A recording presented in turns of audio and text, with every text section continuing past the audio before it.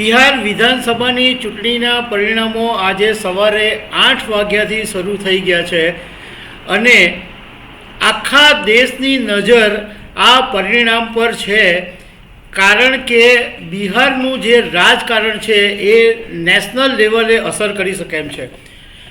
હવે સવારે 8 વાગ્યાથી પરિણામો શરૂ થયા છે.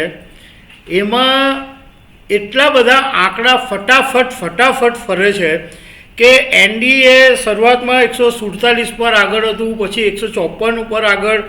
અત્યારે હું લગભગ તમારી સાથે મેં 9:30 વાગે જે આંકડા મેળવ્યા એમાં એનડીએ 160 બેઠકો ઉપર આગળ છે, જ્યારે મહાગઠબંધન 60 બેઠકો પર, જનસુરાજ પહેલાં 3 બેઠકો પર આગળ ચાલતું હતું, પરંતુ એ હવે અત્યારે 0 પર આગળ ચાલે છે અને 5 અન્ય જે પાર્ટીઓ છે એ આગળ ચાલી રહી છે.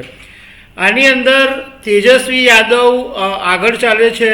સમ્રાટ ચૌધરી શરૂઆતમાં આગળ ચાલતા હતા, પરંતુ જ્યારે હું તમારી સાથે વાત કરી રહ્યો છું ત્યારે સમ્રાટ ચૌધરી પાછળ ચાલી રહ્યા છે, જે બિહારના ડેપ્યુટી સીએમ છે. વિજય કુમાર આગળ ચાલી રહ્યા છે. અનંત કુમાર જે જેડીયુના છે એ પણ આગળ ચાલી રહ્યા છે. મહુવામાં તેજસ્વી યાદવના ભાઈ તેજ પ્રતાપ યાદવ શરૂઆતમાં આગળ ચાલતા હતા, લીડ કરતા હતા, પરંતુ હમણાં હું જ્યારે વાત કરું છું ત્યારે એ તેજ પ્રતાપ પણ પાછળ થઈ ગયા છે.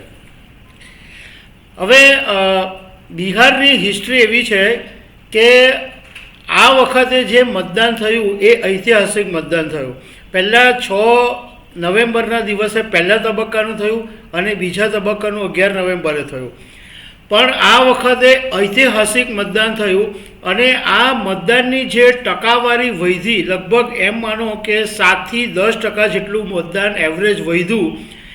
એને કારણે આમ તો બંને પાર્ટીઓ ટેન્શનમાં છે, પરંતુ જ્યારે એક્ઝિટ પોલ આવ્યા ત્યારે એનડીએને બહુમતી બતાવવામાં આવી, પરંતુ બિહારનું જે ઐતિહાસિક રાજકારણ છે એમાં 1967થી જોઈએ તો તે વખતે 60% મતદાન વધેલું અને પહેલી વખત બિન કોંગ્રેસની સરકાર બનેલી અને મહાપ્રસાદ સિન્હા તે વખતે સીએમ બનેલા.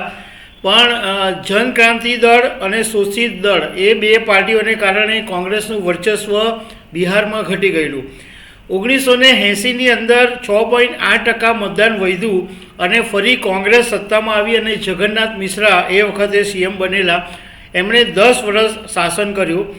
1990ની અંદર કોંગ્રેસનું પતન થયું અને એ પછી એટલે 1990થી માંડીને 2025 સુધીમાં કોંગ્રેસ બિહારમાં ક્યારેય પણ સત્તા પર નથી આવી, જેવી રીતના ગુજરાતમાં છે. ગુજરાતમાં 30 વર્ષથી કોંગ્રેસ સત્તામાં નથી આવી.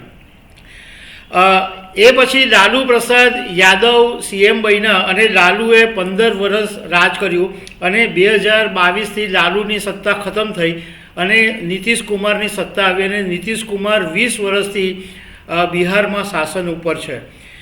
અત્યારે એનડીએનું પલ્લું જબરજસ્ત મજબૂત છે. હવે જેમ જેમ સમાચારો આવતા જશે એમ હું તમારી સાથે અપડેટ આપતો રહીશ. Thank you very much.